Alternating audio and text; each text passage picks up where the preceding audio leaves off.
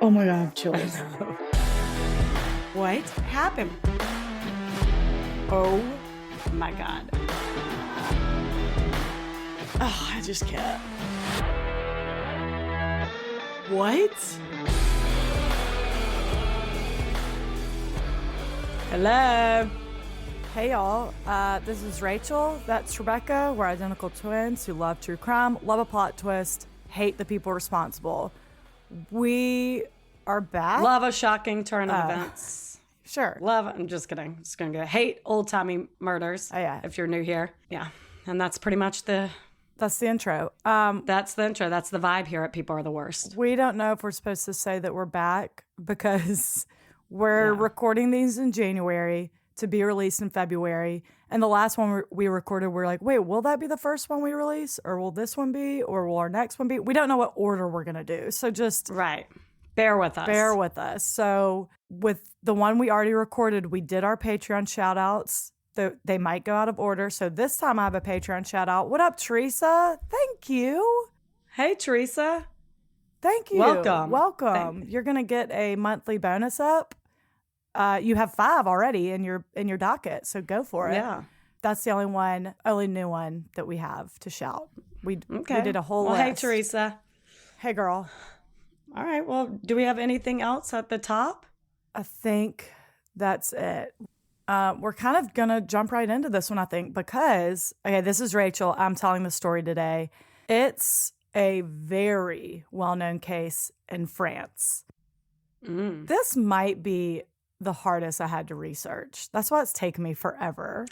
If they're well known and there's a lot of sources, it takes so much longer. Well, a ton of sources, a ton of articles, YouTubes, everything on it, but also it's all within one family, and the timeline of events, it's the weirdest. It's awful. I know you told me the name. I don't think I know it. It's the Villemin family. Villemin family. Okay. Yeah, it's just taken me forever, y'all, to do this. And I'm like nervous. Okay. We're going to jump into it. I actually don't think you know it. I'm so excited. I know that name, and I know that it was like on our list of things that I can't place it. So why don't you just tell me what I need to know? Okay. I'm going to tell you all about it. Please do. Sources are a Netflix documentary, but I'll tell you the name of it at the end. LA Times, Irish Times, True Crime Recaps on YouTube, The Guardian, and The Times, which is a UK thing that I had to subscribe to and then cancel after my free subscription. As you do. As you do. Free trial, not subscription, whatever. All right. We're in La Pange, France, which is a tiny, poor little village, like 250 miles from Paris. The population in 2015 was 900. Oh, wow. Small ass town. And we're in 1980. Small ass town. So Jean Marie and Christine Villemin got married in 1979. And in 1980, they had their son, Gregory. Jean Marie worked at a car parts factory and had recently been promoted to factory foreman. He was doing pretty well, so they bought a new, really nice house just outside of La Pange. It's like on the rolling hills where one article said they were literally looking down on their neighbors. It is a nice, like, pretty country house. Mm-hmm. Things are great for them, but some of Jean Marie's extended family, who mostly lived around the area, were openly unhappy about the promotion. They said it went to his head. Essentially, they were just very jealous. Mm-hmm. In September 1981, they started getting threatening phone calls and letters by someone who became known as the Raven or Crow to investigators and media. Their nickname is obviously in French, which I'm not even going to attempt, but... Please do. Please, come on. Give the people what they want. No, I actually can't. I would attempt it if I'd put it in here. I was like, nope. Disregarded it immediately. Depending on the source, they call him the Crow or Raven. I'm going with Raven. Mm-hmm. And that's what I'm doing. In the letters and phone calls, the Raven said he's going to seek vengeance on Jean Marie, who he refers to as the little boss. That's Gregory's dad, correct? Yeah. The Raven was not only harassing Jean Marie and Christine, but almost the entire extended family. Jean Marie's cousins, aunts, uncles, everyone got phone calls. His parents, Monique and Albert, seemed to especially get a lot of calls, most of which seemed to go after Monique, calling her a whore. Whoa. Like his mom. The voice is very raspy and muffled. They couldn't even tell if it was a man or woman most of the time. He'd make threats and say things like, I hate you so much. The day you die, I'll spit on your grave. Like, he just hated them, especially Jean Marie. Mm-hmm. The Villemins told police about the calls and eventually started recording them, so you can listen to them online, but if you're like me, they mean nothing to you because they're in French. In addition to threatening to hurt or even kill Jean Marie, the Raven knew some of the family's deepest, darkest secrets. Like, they knew that they had shunned a relative who was born out of wedlock, a grandfather who killed himself, specifically hung himself, and details of various family fights, all of which nobody would have known unless they were in the family. This is where the horror conversation came in from the Raven. When he would call Jean Marie's parents, Monique and Albert, again, he often called Monique a whore. Apparently, she met Albert already pregnant with another man's baby. And so I think she had the baby. They shunned him, is the story. But it's also really sad because apparently this is awful. That baby was a result of incest because her dad raped her. Oh, yikes. So this guy's a monster. And she's like, I'm not a whore. Yeah, I'm the victim. Fuck off. So anyway, obviously it's a big family secret. No one would know that unless they were in the family. So they're like, okay, at least we have one clue. Yeah.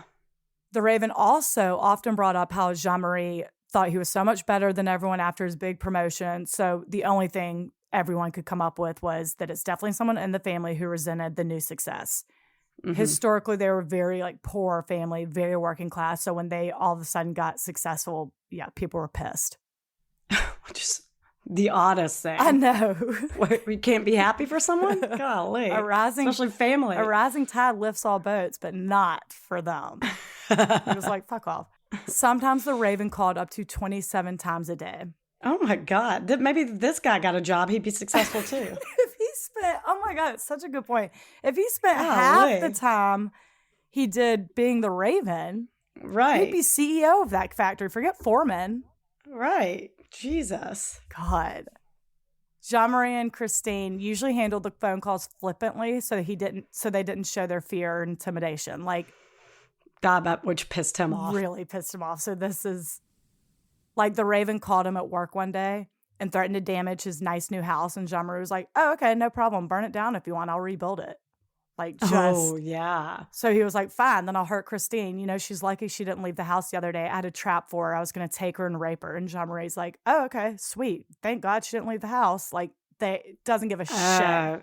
Yeah. And his parents are kind of the same way. They do translate on that documentary, especially Monique's conversation with them. And they're like they call him a bastard. They're like, fuck off. Yeah. Okay, Raven. Okay, little birdie. Boop, boop, boop, boop. Fly away. God, just really piss him off. Yeah. So the Raven took it one step further on this conversation with Jean Marie at his work and told him that he sees little Gregory playing outside by himself a lot and he better be careful because one day he's going to go out there and he'll be dead. And Jean, how old is Gregory at this point? He's at this point, at this point, he's between 1 and 4. He's a toddler. So Jean Marie finally lost it. Yeah, and so, threatened my baby. Yeah, if you touch my son, I'll kill you. And he's screaming at him. So the Raven knows he hit a nerve with this one and he loves it. Oh, shit. This went on for 4 years. Oh, my God. All in all, they received 2,000 letters.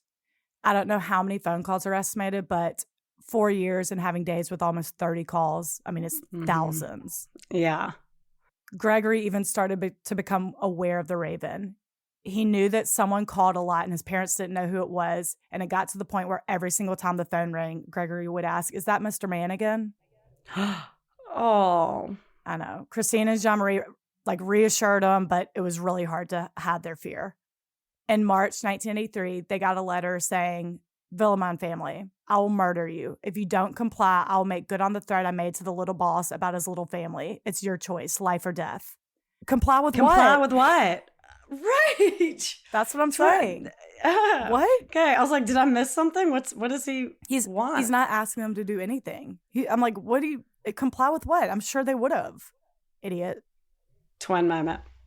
Anyone with a brain moment. Right. Well, sure, but so he's annoying. I'm like, go ahead. Please make your demands. You've been doing this for 4 years. Golly.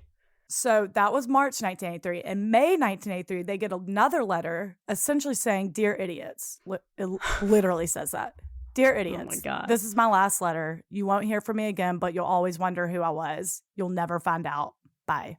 Pretty much. And then he goes silent.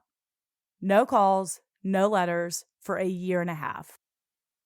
Oh my God. Like, did they have any way of like responding to him, like on the phone? Would they be like, comply with what? What are your demands? Or would he say anything? Nothing. On the phone, they would have conversations like back and forth. Sometimes he would hang up, sometimes not. But that murder, you better comply or I'll kill you. That was a letter. So no, they didn't respond. Yeah. There was no way to respond to a letter. Yeah. I would just assume that he would, for 4 years, I'm sure he said that more than once. Yeah. Better comply. So I was just wondering. Oh, and then like call and they'd be like, "Hey, got your letter. Quick cue. What the hell are you talking about? Comply with what? Yeah. You're an idiot." Yeah. Don't call us idiots. Yeah. You're the idiot. Yeah, you're the idiot. Yeah. Raven. Idiot face. Birdie. How about you cut it fly out? into a window. Stupid. Such a stupid name. Anyway, so year and a half. He says, "I'm not writing anymore. I'm done with this." And it's true. And they're like, finally. They're like, "We won. Yay, great." So Jean Marie and Christine are amped. They're finally feeling safe again. Like their lives go back to normal. They don't like freak out every time the phone rings. On October 16th, 1984, Christine is inside ironing and lets 4-year-old Gregory go outside to play. It's around 5 p.m. and she goes to check on him and he's gone. Oh, no. She calls police and they get there immediately. They're searching all around the property. The property's huge. She calls pretty much everyone she knows, and it sounds like the entire town is looking for him. The thought of it, because it's such a tiny town, reminded me, actually, and I wrote this, which is, I don't know why, but we were in Tybee Island 2 years ago. Like beach trip, family, first time with the kids, with some of our friends. And a little boy, I guess, walked away on the beach. When I tell you, the crowded ass beaches of Georgia, like hundreds of people, the entire beach within seconds were screaming this little boy's name. Oh, it was, I was like helping, obviously everyone was, but it like was making me cry. Like people can really pleasantly surprise you. Everyone knew what he was wearing, what his swimsuit looked like, screaming for him. And he was found within like 30 seconds. He just like got lost. Good. I bet those parents were so appreciative. Oh my God. She was frantic. It was heartbreaking. People can really come together. Yeah. Especially for really a kid. Oh, absolutely. It was really sweet. But that's what it reminded me of. The same thing. Whole town looking for little baby Gregory. Mm-hmm. At 5:30 p.m., Gregory's uncle, Jean Marie's brother, Michel, sorry, I know these are all French names and American accent butcher them. I can't go into a French accent. A lot of the sources call him Michael, and that drove me crazy too. I'm like, it's not Michael, it's Michel. Okay. He's French. Come on. Obviously. Come on. I don't think anyone thinks it's Michael. I mean, then why are these people saying it? Okay, so Gregory's uncle, it's 5:30 p.m. Michel got a call from the Raven. He said, "I've kidnapped the boy. I've strangled him. I've thrown him in the I've thrown him in the Villemin River. I have my revenge." Pretty much every single first responder in the small town went to the Villemin River, and at 9 p.m. that night, they found Gregory.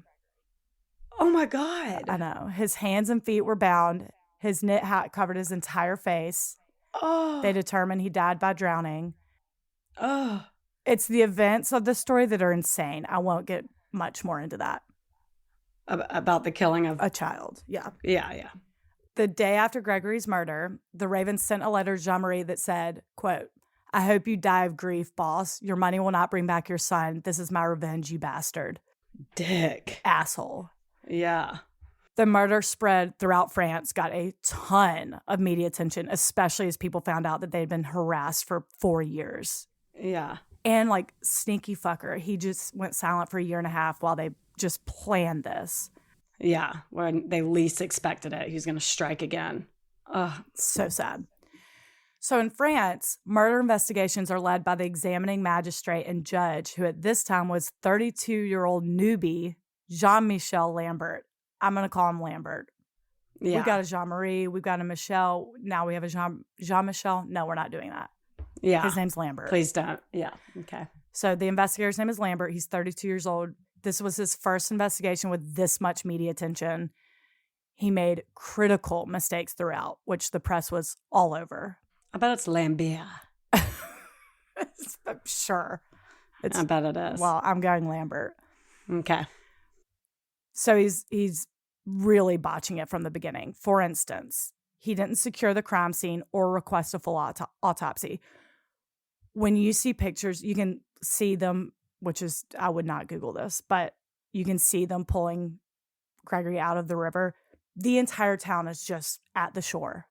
It's not taped off. Everyone is watching. Oof. It's the most, yeah, he didn't. But it's also the 80s. Yeah. And a town of 100 people, I'm sure, at this point. Yeah, it was probably hard to avoid, but you could, request that people maybe get back and don't touch anything. Yeah. They're just all watching. So. Oh, God. Yeah. What about footprints, everything? Right. Everyone get out of here. Right. He didn't secure the crime scene. He did not request a full autopsy. There's a lot more big mistakes, but I'm going to get into those as the timeline goes on. But it just goes to show, believe, even at the beginning, not requesting a full autopsy on a That's what I was about to say. I can't believe that's not required. If a child is murdered, it is.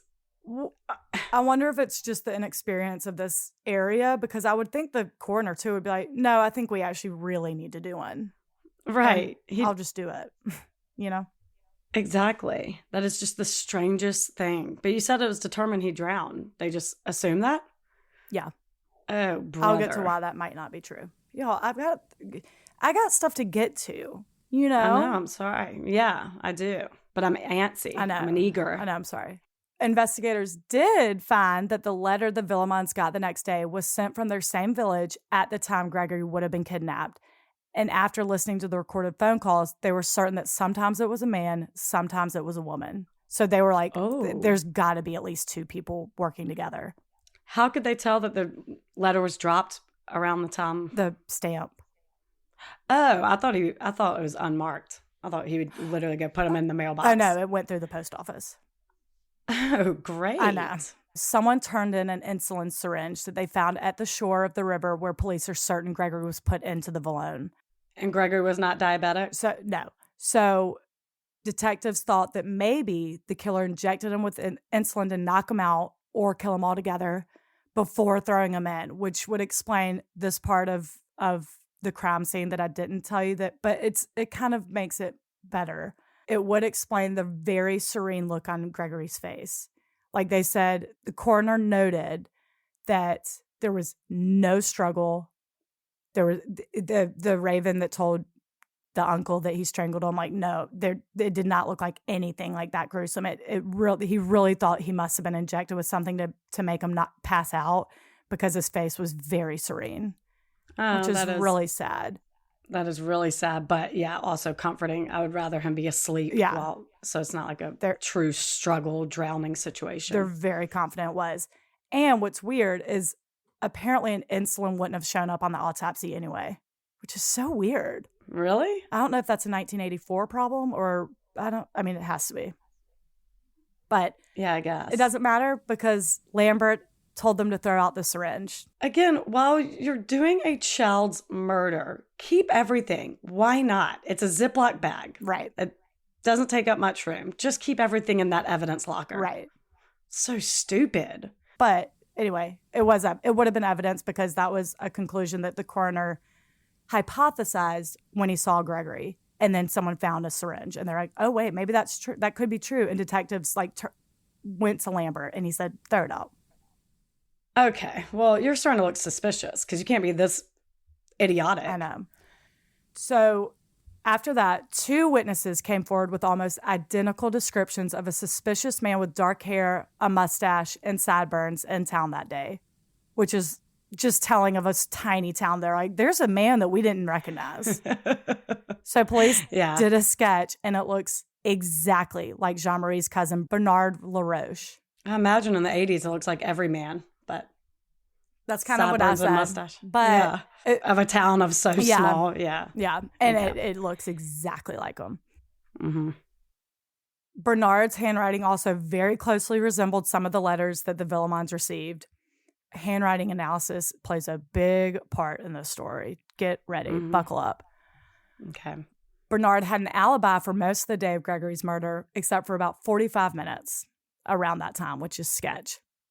Mm-hmm. He also lived next door to and was best friends with Michel, Gregory's uncle, and Jean Marie's brother, who received the phone call saying where Gregory was, which turned out to be true. Mm-hmm. If those weren't enough red flags, a reporter was interviewing him about the murder and years of harassment, and the reporter said he was oddly cavalier about the topic of a dead child, especially one he was related to. Right. When reporters pushed on, he started getting really fired up about how the Villemins treated him like an outsider and pretty much said they deserved what they got because they were assholes. As he's saying this, he's like slamming his fist on the table, like he's really fired up. Oh, wow. The reporter's like, okay, calm down. BRB, and like slowly. You seem really hot-headed about your poor little 4-year-old dead cousin. I picture the Homer Simpson meme where he backs up like into the bushes. I don't know it. Yes, you do. No. Send it to me. Sounds great. I'll send it, but if I were the reporter, that's what I'd be doing. Because I'm like, clearly you're a psycho. Uh-huh. Bye-bye. Yeah. I got a jet. You've been great, though. You've been great, but you're getting a little too heated about a child's death and how they deserved it. Yeah. Did the little boy deserve it? No. Get out of here. Get out of here. I'm going to talk to the detectives. It has nothing to do with this. Yeah, don't worry. Don't follow me. Oh, my God. So the detectives also said he seemed completely oblivious to the investigation, like didn't seem to have the urgency to talk to them to figure out who the killer was. Like he just did not care. Bernard and Jean Marie were actually very, very close growing up. But after Jean Marie got married and started becoming successful, Bernard became very resentful. On top of that, he hated Christine, who Jean Marie's wife and Gregory's mom, hated people in this family cannot be happy for one another. It's not a thing. No. Immediately to jealous and resentful. Bernard was like the black sheep. Like he was. Because he's an asshole. He's an asshole. Who can't be happy for people. He was always like trailing behind Jean Marie is what it sounds like. And like then they both had babies at the same time. And like everyone loved Gregory, and Bernard's baby had like a severe learning disability, which is sad. I mean, he was just very jealous. Like Jean Marie was ahead in life and he was just resentful. So he also hated Christine, said she was arrogant. The two were estranged for sure. They were close growing up, but no mo. Yeah. The investigators were questioning all of the family's whereabouts that day because, again, the Raven is in the family. Yeah. But they were becoming very interested in Bernard. They talked to Bernard's 15-year-old sister-in-law, Muriel Bowles. So Bernard's married to her older sister. Okay. They all live together. So they talked to her, Muriel, and she said on October 16th, she came home from school around 5:30 and Bernard was already home. That's very confusing because Bernard told them the opposite, saying he got home at 5:30 and Muriel was home. So they're like, okay, cool. Muriel, how'd you get home that day? And she said she took the bus. But after looking into her story more, they found out that the bus driver she described wasn't working that day, and two of her friends came forward and said she wasn't on the bus. She got into a car after school. Oh, brother. So investigators go back to Muriel, and they're like, we know you're lying. Just tell us what's up. And she finally breaks down saying she was picked up from school by Bernard and Bernard's son, Sebastian, who's little. He's just in the car. He has nothing to do with this. She said they drove to a nearby town that she wasn't familiar with. Bernard got out of the car, went into a house with a red roof, and came back with a little boy. They drove to another town. Bernard stopped again, got out with the little boy, then got back in the car without him, and then they drove home. Oh, my God. On November 5th, 1984, Bernard is arrested for Gregory's murder. Mm-hmm. Shortly after his arrest, Muriel went on national TV to publicly retract her story. She said police intimidated her and were yelling at her to agree with the narrative that they made up, or else she was going to be sent to a reformatory. Which, come on. She said Bernard is completely innocent. This is another mistake made by investigator Lambert. After Muriel gave her statement to police saying Bernard did it, or not did it, but like something sketchy. That was a sketchy chain of events. Right.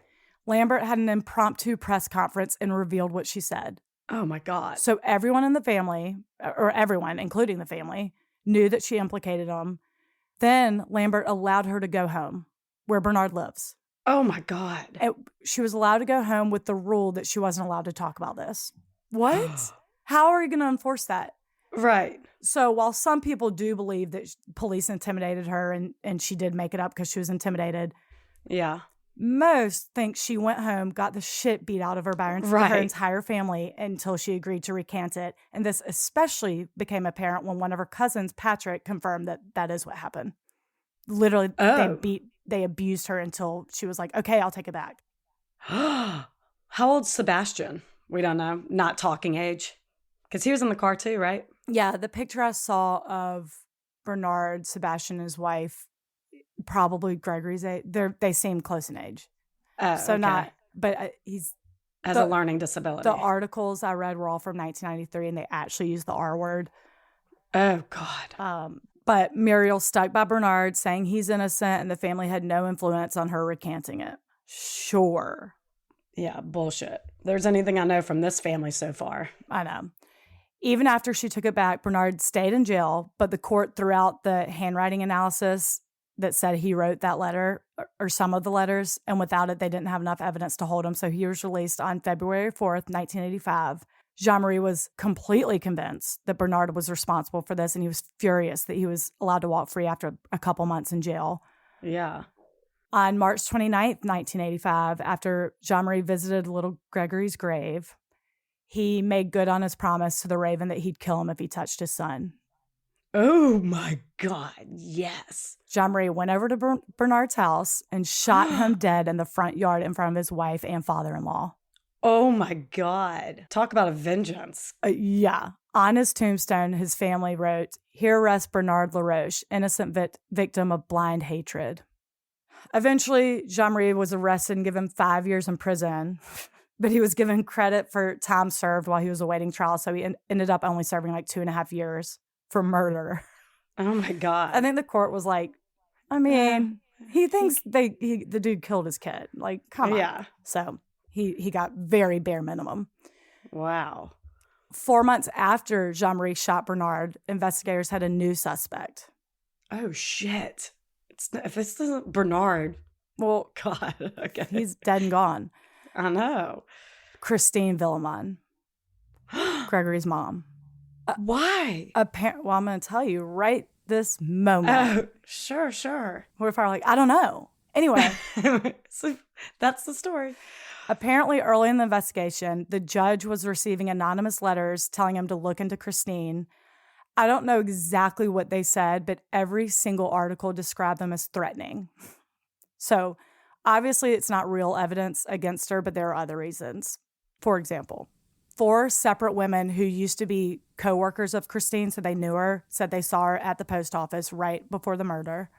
4 out of 5 handwriting experts said the letter they got the day after Gregory's murder was Christine's handwriting. The fifth expert was not convinced.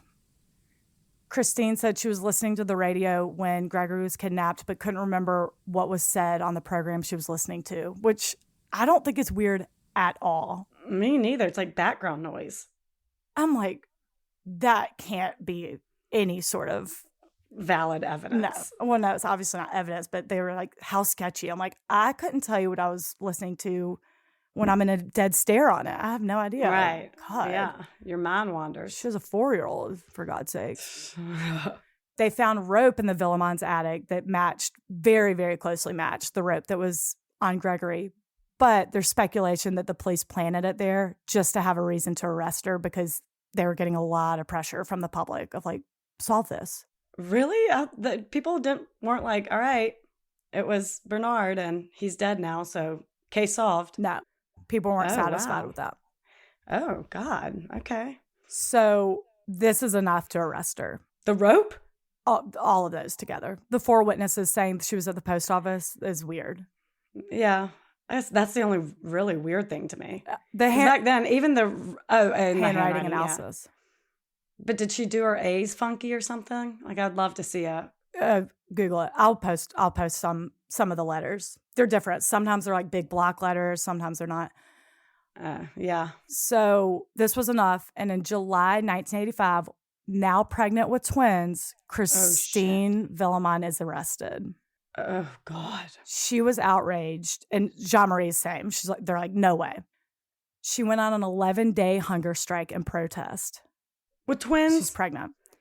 Yet again, there wasn't sufficient evidence to hold her anyway, so she was released, but she collapsed due to the hunger strike and ended up miscarrying one of the twins. No. Which is so sad.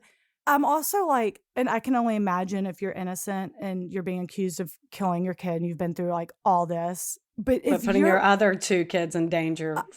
Severe danger. Like, I was like, oh, there is something going on. I mean, come on. You can't do a hunger strike. You're pregnant with twins. So she did. She lost one of her babies. Oh, God. She was officially cleared in February 1993, 8 years later. But there's a ton of debate around town on if she's actually innocent, and her reputation is pretty much ruined forever. Was there a way in the 80s to like absolutely match the rope and the rope or something? I need like hard evidence, because even at the post office, I'm like, I know. It's all very circumstantial, seems. Yeah, I know. No, they it just said that looks similar. Yeah. I just need a little more. You'll get more. Hold on. Thank you. Except you won't. You'll see. How satisfying. I know, very. She wrote a book called Let Me Tell You, declaring her innocence, but a court later ordered her to give all the proceeds to Bernard's children. What? Are you kidding? She's like, he killed my son. Like, there's no good firm evidence that he did. There's very firm evidence that her husband killed him. But I'm like, you take it up with him. You take that up with Jean Marie. I'm not giving you this. Yeah. No, they're married still. So I guess that's bizarre to me. That infuriates me. So right after Christine was cleared, Lambert, the first prosecutor, who was, by the way, removed from the case in 1987.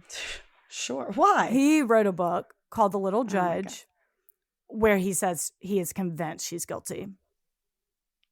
He doesn't mean much. I mean, he's not that credible. I know. He's really botched up the investigation. Yeah, for real.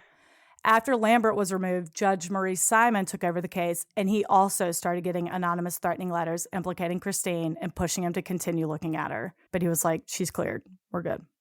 Eventually. Like, he took over in 1987. I think the investigation goes on, but they don't look into her anymore. After 1993? Yeah, they're good. Yeah. Throughout the years, the investigation has been open and closed several times, especially as advanced technologies become available.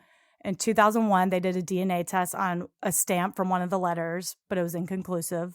Damn. In 2004, Jean Marie and Christine were awarded 35,000 euros for personal damages due to shortcomings and failures of the investigations, thanks to Lambert. That was around $42,000 USD, before you ask.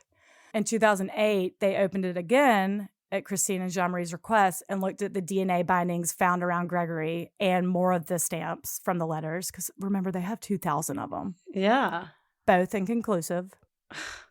In April 2013, they tested the DNA on Gregory's clothing, which they knew was unlikely to have anything since he was underwater, but they were like, we have to do everything we can, and we have this technology. Inconclusive. Okay. With modern handwriting technology and linguistics and analysis, they confirmed with certainty that the Raven was definitely two different people, a man and a woman. Remember in 1984, it was just like they were certain, confident, but now it's 100% confirmed. So that's a small development, but nothing substantial. It's been decades. All the DNA is inconclusive. Very frustrating.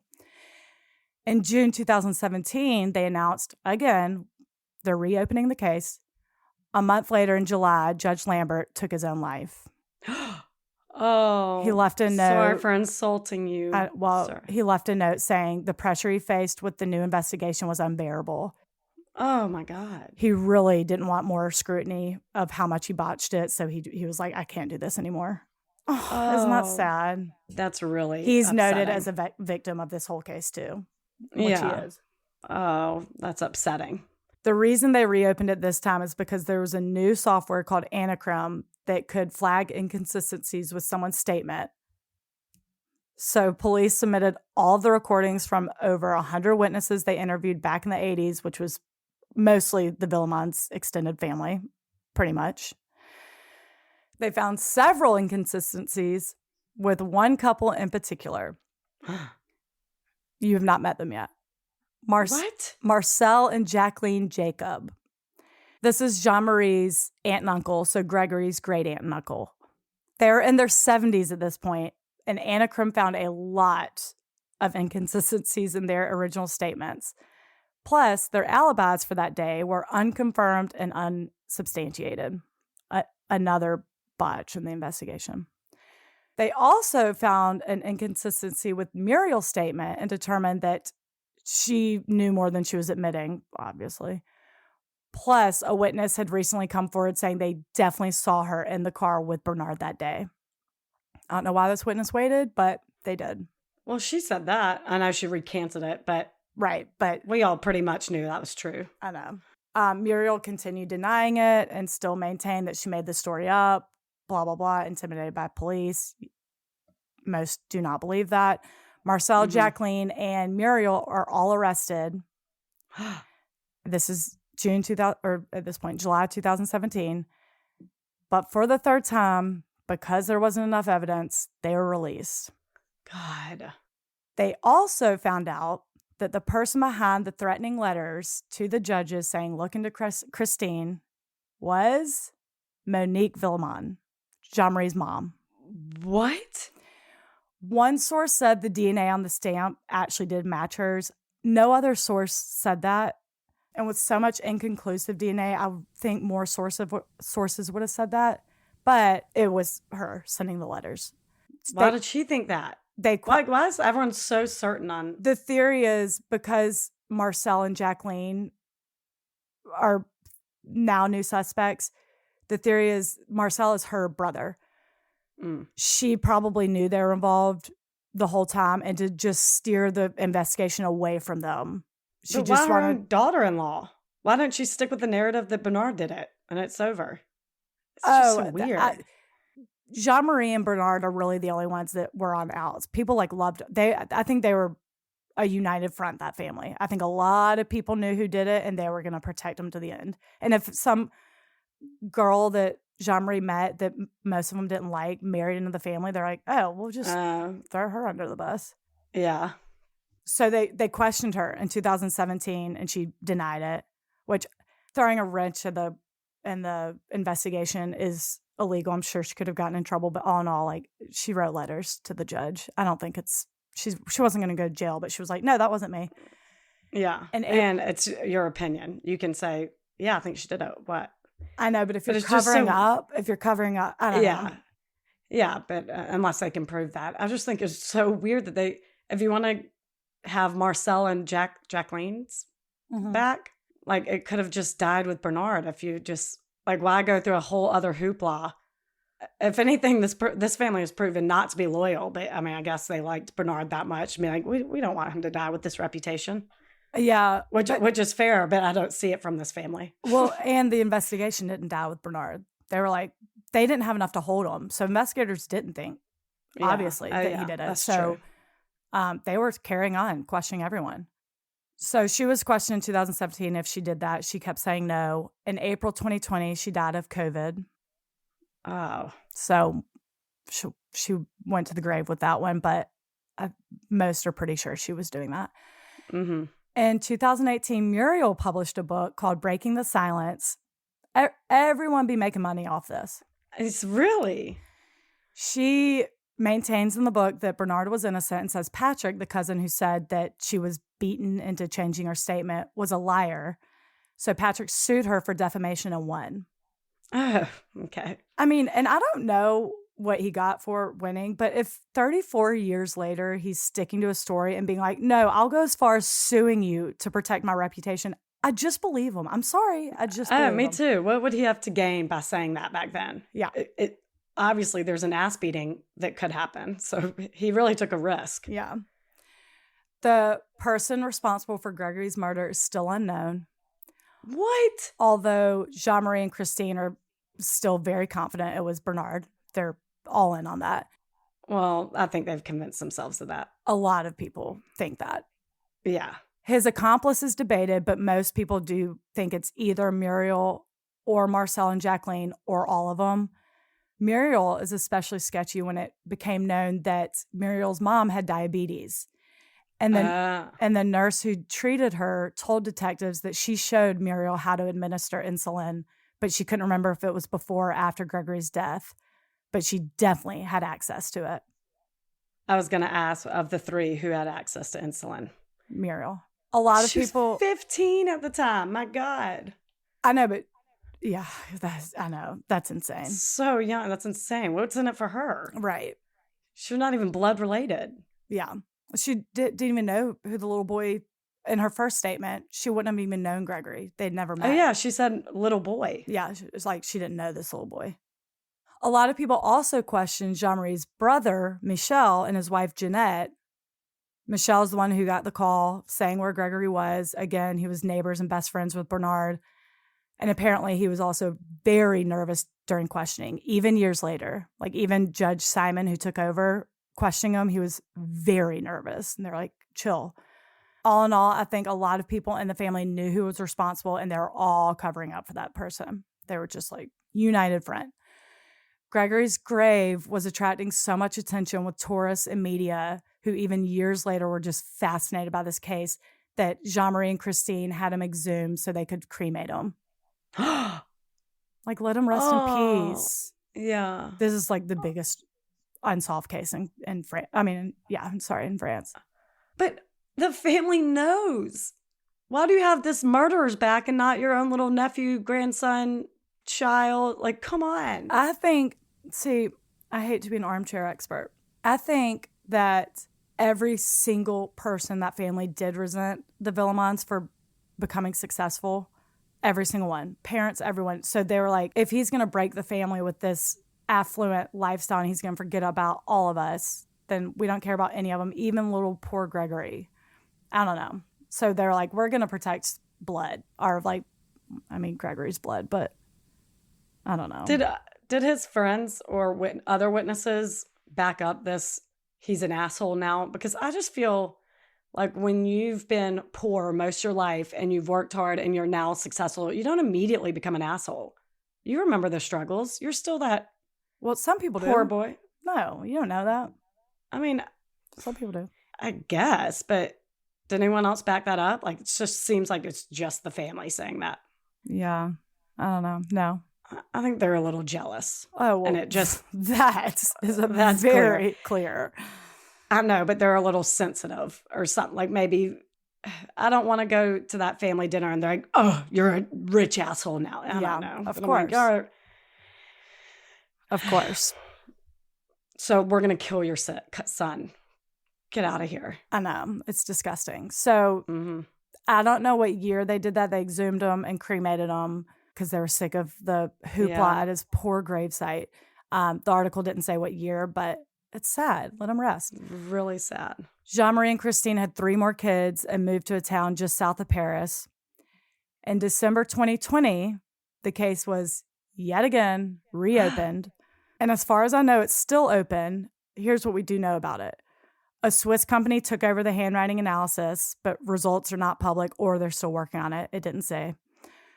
Police are also investigating a new theory that Bernard kidnapped Gregory, as Muriel said, and then when he got out of the car, he passed them off to Marcel and Jacqueline Jacobs to carry out the murder. That's an investigator's theory at the moment. I could see that. They're also investigating someone new who they obviously won't name, and they have new witnesses, also who they will not name. Ooh, okay, so we're going to get some updates. So this was as of December 2020. So hopefully it actually, and the investigator said he's confident they're going to be able to solve it. Hopefully it will be solved in Jean Marie and Christine's lifetime, for sure. Yeah, they're probably getting real old. So the Netflix documentary was called Who Killed Little Gregory, that I said I wouldn't say at the beginning. I just didn't want y'all to know exactly. Oh, I've heard of that. Yeah. It's good. Oh, I've heard of that. And that's the France's biggest unsolved mystery.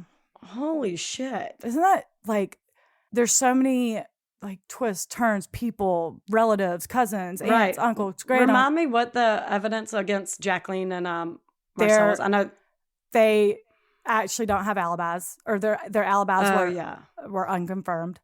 And then their statements that flagged the most inconsistencies. Can't say that word today, can I you? can't say How does it track it? How does it track inconsistent? Like, has the timeline, and then it's like, I guess. I don't know. Like, I want to know literally how they track it. It's like a monitor, and they're like, that timeline. And they're like, well, we went from our house to the store, and they like like, does this technology like do a little map on how long that would take? I want to see it.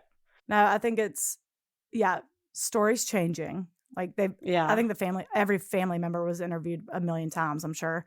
So they probably had to rehash where they were that day several times. I think it's when those are different. And then probably there's probably some voice analysis, like, you got really high pitched during this sentence. Yeah. What's that about? Type thing. Yeah, which is so fascinating to me, that type of technology. It's like that story of the college girl, I can't think of her name, but she was killed in Mississippi in her dorm room, and they're like interviewing someone. Oh. And that's like, on my list. Every time. I already have dibs on that. I know, but every time the suspect being questioned looks left, like apparently as humans, we look left to when we're thinking creatively, i.e. lying or making something up, and right if we're just recalling a memory. Like, what time did you get home? 11. Like, your eyes don't change, but what time did you get home? Well, I went, and the person interviewing her is like, you keep looking left, but he's not saying that out loud. He's not. Yeah. He's just like noticing. It's like, that's a lie. And she's like, how do you know I'm lying? And he later tells that. You're stepping on the toes. I already have dibs on that story. I'm not going to tell you who it is, so you don't look it up. But I know. It's not necessarily left or right. It's everyone has their own. Everyone has right. If you're recalling something, you do one thing. If you're being creative and making something up, you're doing another. And it's insane. It is. It's insane. I was like, wait, this is so interesting. And she says during the interview, "Are you a mind reader?" Yeah. So the person being questioned was like, you can read my mind, can't you? And he's like, oh yeah, we could go with that. Yes. Sure. That's cool. Well, that's a lot, Rach. That's a lot. That's what took me so long. So many people. I don't know. Well, good one. Thanks. I hope it gets solved soon. I've been putting it off because of that December 2020 revelation, because I'm like, surely there's about to be a break. And I'm like, it's 2023 and there still has not been. So I'm just going to do it. And France. I'm glad you did. France, if you're listening, I hope I did little Gregory justice. He is a cutie pie. I bet. It kind of reminds me of America's Lost Boy case. Okay. Well, good one. Thanks, everyone. Thank y'all. Hope you enjoyed. Oh, wait, real quick. Review, subscribe, write something in the comments, please. It really, really helps. Yeah, please. And hit that download button, not just play.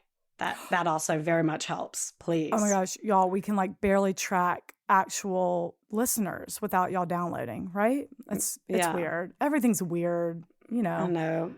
But Apple charts reviews, comments, and actual downloads. So just hitting play, well, I mean, it's nice. It's helpful because it means you're listening. We would really appreciate if you actually hit download. Those 3 dots, download episode. Thanks. Thank y'all. And if you subscribe, it automatically downloads. So there's that. So just subscribe or follow. I think now it's called follow. Follow. Okay. All right. There's our spiel. Thank you so much. Bye. Bye.